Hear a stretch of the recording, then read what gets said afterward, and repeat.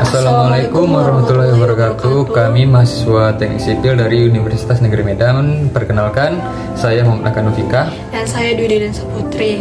Nah, kali ini di sini kami akan melakukan percobaan, di mana percobaan itu adalah pengaplikasian hukum Bernoulli dalam kehidupan sehari-hari. Nah, sebelum kita mengarah ke yang lebih jauh, tentu saja teman-teman semua bertanya, hukum Bernoulli dalam kehidupan sehari-hari, pengaplikasiannya apa sih? Nah, contoh kecilnya adalah saat kita minum dari sedotan. Nah, tekanan yang terjadi pada rongga mulut itu disebut sebagai hukum Bernoulli. Nah, sebelum lanjut, kita harus tahu dulu apa itu hukum Bernoulli dan siapa yang menemukan hukum Bernoulli. Jadi, hukum Bernoulli itu pertama kali ditemukan oleh ilmuwan Jerman, yaitu Daniel Bernoulli, dari penemuannya yang diterbitkan dari sebuah buku yang berjudul Hidrodinamika pada tahun 1738. Jadi, dalam buku tersebut tercatat bunyi hukum Bernoulli, yaitu menyatakan bahwa kenaikan kecepatan aliran dari fluida mampu menyebabkan adanya penurunan tekanan fluida secara bersamaan, atau juga bisa diartikan dengan penurunan energi potensial fluida tersebut. Oke, tadi kan kita udah membahas tuh tentang hukum Bernoulli dan bunyi hukum Bernoulli. Selanjutnya kita akan membahas prinsip kerja fluida di hukum Bernoulli dalam kehidupan sehari-hari. Nah, terima kasih Dwi Didin. Nah, sekarang kita akan membahas prinsip kerja fluida sedotan dengan hukum Bernoulli. Nah, yang pertama itu fluida bersifat incompressible. Nah, apa itu incompressible? Yaitu fluida yang tidak dapat dimanfaatkan, sehingga saat air mengalir massa jenisnya akan tetap dan kecepatannya akan berubah sesuai dengan luas penampang, seperti itu. Yang kedua, tidak ada kekentalan. Yang ketiga, dalam keadaan konstan. Yang keempat, udara dianggap gas ideal.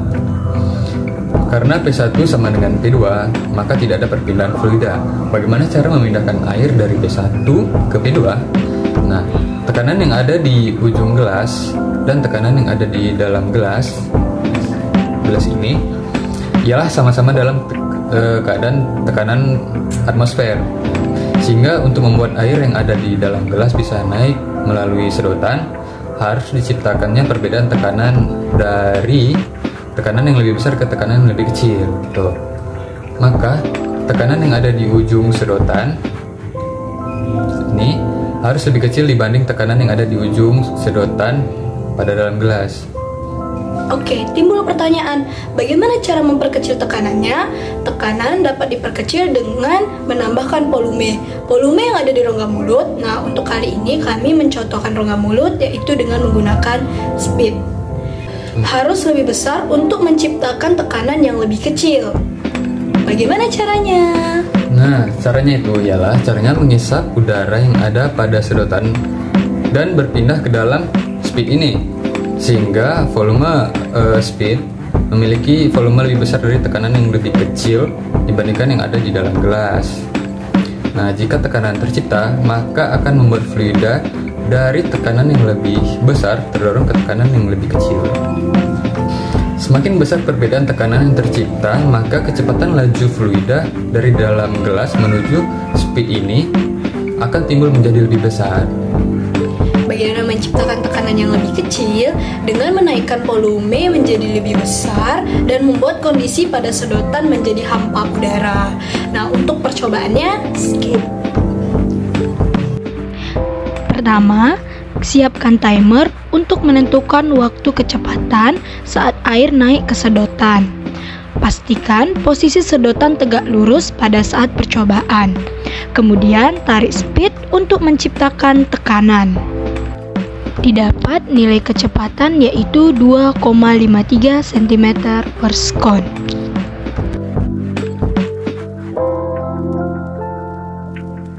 Pada percobaan ini, P1 merupakan tekanan air yang berada dalam gelas, sedangkan P2 itu adalah split yang kita anggap sebagai rongga mulut. Dari percobaan berikut dapat dijadikan contoh soal, yaitu air dialirkan melalui sedotan seperti pada penjelasan pada video Pada titik 1 diasumsikan kecepatan air P1 sama dengan 3 cm per sekon dan tekanan P1 sama dengan 12.000 PA. Pada titik 2, sedotan memiliki ketinggian 14 cm, lebih tinggi dari tinggi gelas dan mengalir dengan kecepatan V2 sama dengan 2,53 cm per detik. Dengan menggunakan hukum Bernoulli, tentukan besar tekanan pada titik 2 atau P2, yaitu split.